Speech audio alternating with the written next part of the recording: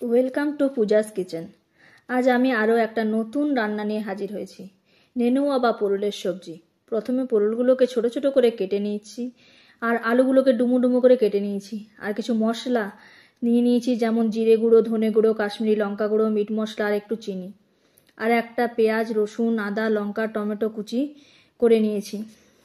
তারপর গ্যাসে একটা প্রেসার কুকার চাপিয়ে তেল গরম করে পাঁচফোড়ন আর তেজপাতা দিতে হবে। তারপর কেটে রাখা আলু একটু নুন আর হলুদ দিয়ে ভেজে নিতে হবে। যতক্ষণ ভাজা হচ্ছে ততক্ষণ কেটে রাখা পেঁয়াজ, টমেটো, আদা, লঙ্কা, রসুন দিয়ে একটা পেস্ট করে নিলাম। তারপর কুকারের মধ্যে নেনুয়াগুলো দিয়ে ওপর থেকে একটু নুন দিয়ে দিলাম আর গুঁড়ো মশলাগুলো দিয়ে দিলাম, আর মশলার পেস্টটা দিয়ে একটু কষিয়ে নিলাম। আর এক চিমটি হিং ওপর থেকে দিয়ে ঢাকনা বন্ধ করে 3টি সিটি পড়লেই রেডি হয়ে যাবে অসাধারণ স্বাদের নেনুয়া সবজি। ধন্যবাদ। ভিডিওটি যদি ভালো লেগে থাকে তাহলে লাইক, কমেন্ট করবেন।